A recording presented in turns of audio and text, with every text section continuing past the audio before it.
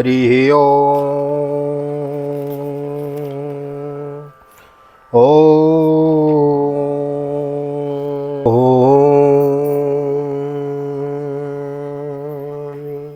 जय श्री राधे, जय श्री कृष्ण। आप सभी को एक बार पुनः आप सभी का बहुत बहुत स्वागत है आपके के यूट्यूब चैनल VKVPS परिवार श्री धाम वृंदावन। मैं राधेश्याम वशिष्ठ आप सभी का बहुत बहुत स्वागत करता हूं और ले चलता हूं आज की पावन कथा प्रसंग में, जिसके अंतर्गत श्रीमद् भागवत के दशम स्कंद के पूर्वार्ध के चतुर्थ अध्याय में आज हम प्रवेश करेंगे। भगवान कृष्ण के जन्म की कथा हम श्रवण कर रहे हैं। कंस के हाथ से योग माया छूटकर आकाश में जाकर भविष्यवाणी करती है, किस प्रकार यह कथा हम आज के अध्याय में श्रवण करेंगे। नए आए हैं तो चैनल को सब्सक्राइब कर लेवें, बेल आइकन को भी प्रेस कर देवें, वीडियो को शेयर कर देवें। देर न करते हुए ले चलता हूँ आज की पावन कथा प्रसंग में। सर्वप्रथम करेंगे गोविंद नाम संकीर्तन। श्री कृष्ण गोविंद हरे मुरारी, हे नाथ नारायण वासुदेव। श्री कृष्ण गोविंद हरे मुरारी, हे नाथ नारायण वासुदेव। हे नाथ नारायण वासुदेव, हे नाथ नारायण वासुदेव। श्री कृष्ण गोविंद हरे मुरारी, हे नाथ नारायण वासुदेव। नारायणं नमस्कृत्यं नरं चैव नरोत्तमं देवीं सरस्वतीं व्यासं ततो जयमुदीरयेत्। कृष्णाय वासुदेवाय हरये परमात्मने प्रणतक्लेशनाशाय गोविन्दाय नमो नमः। ओं नमो भगवते वासुदेवाय। श्रीमद्भागवत महापुराणं दशमस्कन्धः पूर्वार्धः अथ चतुर्थोऽध्यायः। श्रीशुक उवाच।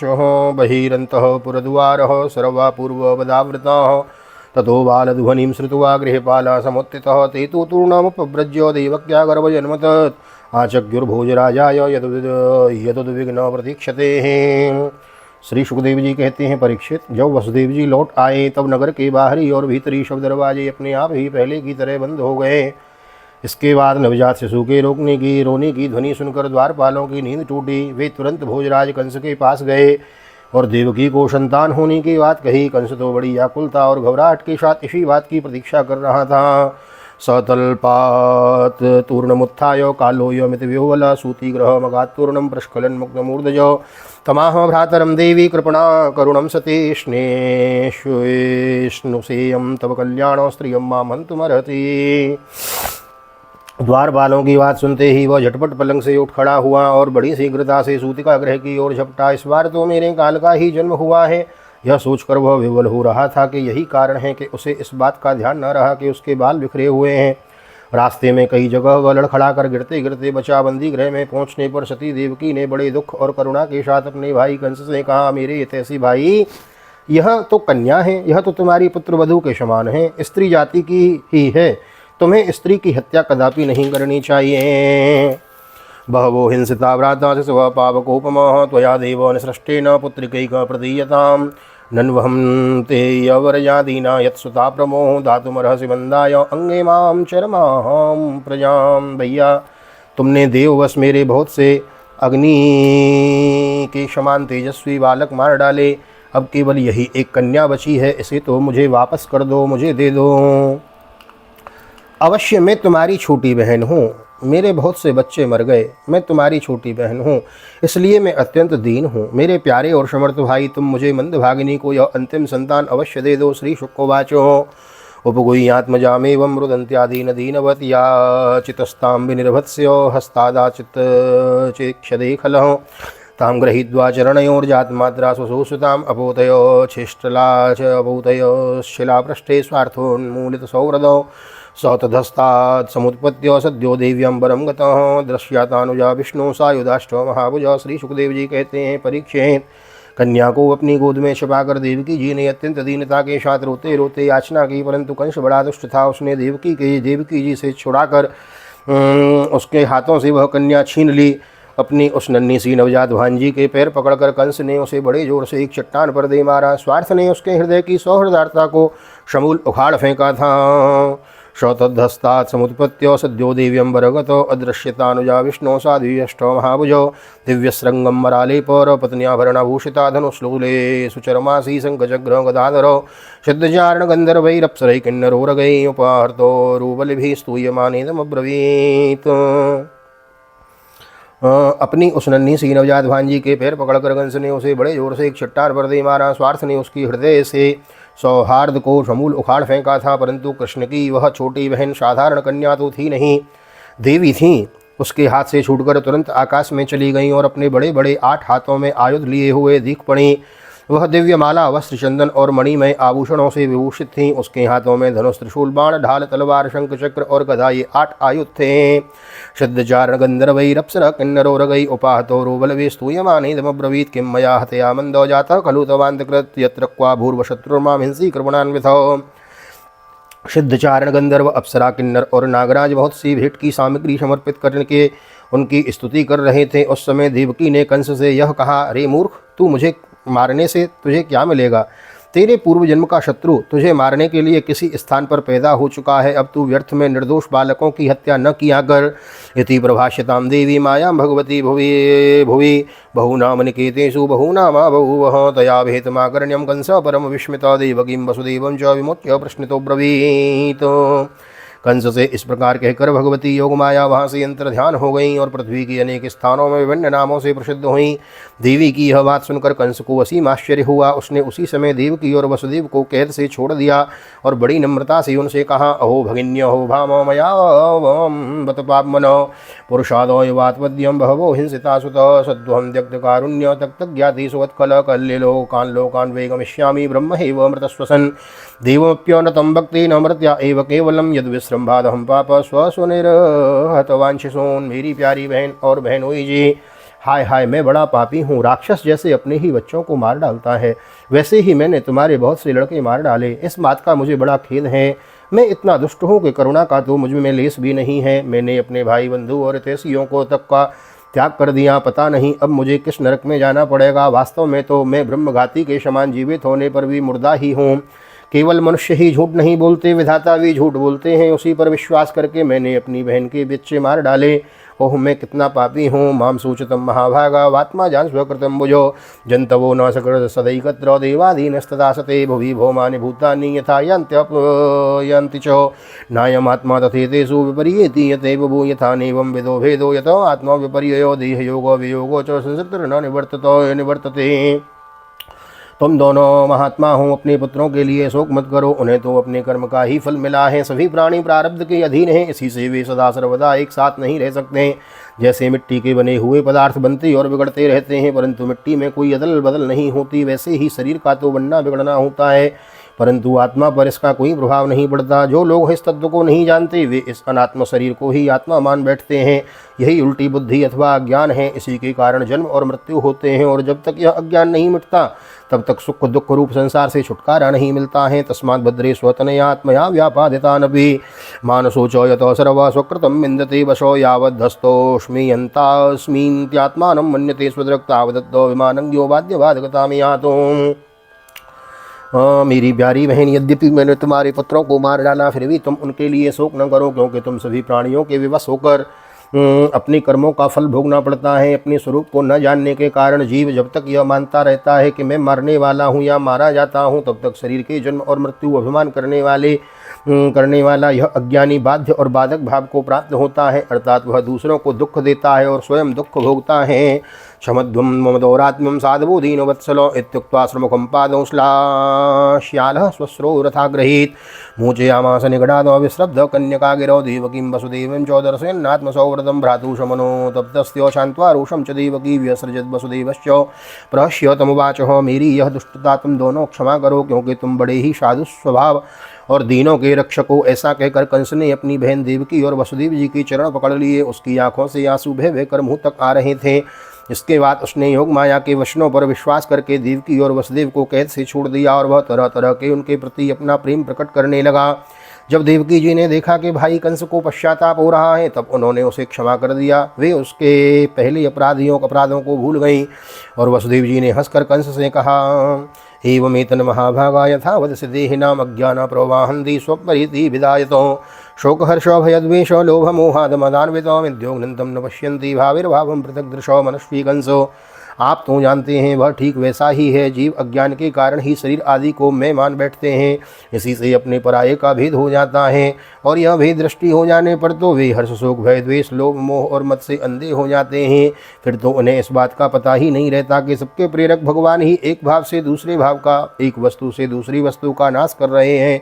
श्री शुकवाचो कंस एव प्रसन्नाभ्यां विशुद्धं प्रतिभासितो देवकी वसुदेवाभ्यां अनुज्ञातो विशद्ग्रहं तस्यां रात्र्यां व्यतीतायां कंसम आहूय मंत्रणो तेभ्यः चष्ट तत्सर्वं यदुक्तं योगनिद्रया। श्री सुखदेव जी कहते हैं, परीक्षित, जब वसुदेव और देवकी ने इस प्रकार प्रसन्न होकर निष्कपट भाव से कंस के साथ बातचीत की, तब उनसे अनुमति लेकर वह अपने महल में चला गया। वह रात्रि बीत जाने पर कंस ने अपने मंत्रियों को बुलाया और योग माया ने जो कुछ कहा था वह सब उनसे कह सुनाया। आकर्ण्य भर्तुर्गदितं तमूचुर देवशत्रव देवान् प्रतिकृतामर्षा देते अनाति कोविदो एवं चेत्तर्हि भोजेन्द्र पुरग्राम व्रजादेशो अनिर्दर्शान्निर्दशांश्चो हनिष्यामीद्य वै शिशून्। कंस के मंत्री पूर्णतया नीति निपुण नहीं थे। दैत्य होने के कारण स्वभाव से ही वे देवताओं के प्रति शत्रुता भाव रखते थे। अपने स्वामी कंस की बात सुनकर वे देवताओं पर और भी चिढ़ गए और कंस ने से कहने लगे, भोजराज, यदि ऐसी बात है तो हम आज ही बड़े नगरों में, छोटे छोटे गांवों में, अहीरों की वस्तुओं में और दूसरे स्थानों में जितने बच्चे हुए हैं, वे चाहे 10 दिन से अधिक के हों या कम से कम, सबको आज ही मार डालेंगे। कि मुद्यमयी करिष्यन्ति देवा समर भीरवो नित्यो मुद्विग्नो मनसो ज्यागो शेर्धनुषस्तवों अस्य तस्ते सरभ्रातिर्हन्यमाना समन्ततो जिजीविषव उत्सृज्य पलायन परायेयुः। केचित् प्राञ्जलयो दीनान्यस्तशस्त्रादिबहुकश मुक्तकक्षो सिकासे केचित् भीता स्मो इति वादिनो। सा समरो शमरभीरु देवगण युद्धोद्योग करके ही क्या करेंगे, वे तो आपकी धनुष की टंकार सुनकर ही सदा सर्वदा घबराए रहते हैं। जिस समय युद्ध भूमि में आप चोट पर चोट करने लगे थे, बाण वर्षा से घायल होकर अपने प्राणों की रक्षा के लिए समरांगण छोड़कर देवता लोग पलायन परायण कर रहे हैं, इधर उधर भाग रहे जाते हैं। कुछ देवता तो अपने अस्त्र शस्त्र जमीन पर डाल देते हैं और हाथ जोड़कर आपके सामने अपनी दीनता प्रकट करने लगते हैं। कोई कोई अपनी चोटी के बाल तथा कच्छ खोलकर आपकी शरण में आकर कहते हैं, हम भयभीत हैं, हमारी रक्षा कीजिए। न त्वं विस्मृत शस्त्रास्त्रान् विरथान् भय संवृतान् हन्यस्यान्य शक्त विमुखान् भग्न चापनो युध्यतो। किं क्षेम सूर्यर्बुधैर संयुंग विगतनैरहोजसा किं हरिणा सम्मुना वा मनोकशः किमिन्द्रेणाल्पवीर्येण ब्रह्मणा वा तपस्यतो। आप उन शत्रुओं को नहीं मारते जो अस्त्र शस्त्र भूल गए हों, जिनका रथ टूट गया हो, जो डर गए हों, जो लोग युद्ध छोड़कर अन्यमनस्क हो गए हों, जिनका धनुष टूट गया हो या जिन्होंने युद्ध से अपना मुख मोड़ लिया हो, उन्हें भी आप नहीं मारते। देवता तो बस वही वीर बनते हैं जहाँ कोई लड़ाई झगड़ा न हो, रणभूमि में बाहर से बड़ी बड़ी डींग हाँकते हैं। उनसे तथा एकांतवासी विष्णु, वनवासी शंकर, अल्पवीर्य इंद्र और तपस्वी ब्रह्मा से भी हमें क्या भय हो सकता है। तथापि देवा शापतन्याने पोक्षाय नोपेक्षा इति मनमहे ततस्तन्मूलखनने युंक्ष्वात्स्मान् अनुव्रतान्। फिर भी देवताओं की उपेक्षा नहीं करनी चाहिए, ऐसा हमारी राय है, क्योंकि वे हैं तो वे शत्रु ही, इसलिए उनकी जड़ उखाड़ फेंकने के लिए आप हम जैसे विश्वास पात्र सेवकों को नियुक्त कर दीजिए। यथा मयोंगेशमुपेक्षितो नभिर्न सज्ञते रूढ़पदश्चिकित्सितं यथेन्द्रियग्राम उपेक्षितस्य रिपुर्महान् बद्धबलो न चाल्यते। जब मनुष्य के शरीर में रोग हो जाता है और उसकी चिकित्सा नहीं की जाती, उपेक्षा कर दी जाती है, तब रोग अपनी जड़ जमा लेता है और फिर वह असाध्य हो जाता है। अथवा जैसे इंद्रियों की उपेक्षा कर देने पर उनका दमन असंभव हो जाता है, वैसे ही यदि पहले शत्रु की उपेक्षा कर दी जाए तो वह अपना पांव जमा ले तो फिर उसको हराना कठिन हो जाता है। मूल में विष्णुदेवानां यत्र धर्म सनातनो तस्य ब्रह्म गो विप्रस्तपो यज्ञा सदक्षिणो। देवताओं की जड़ है विष्णु और वहाँ रहते हैं जहाँ सनातन धर्म है। सनातन धर्म की जड़ है वेद, गौ, ब्राह्मण, तपस्या और वे यज्ञ जिनमें दक्षिणा दी जाती हैं।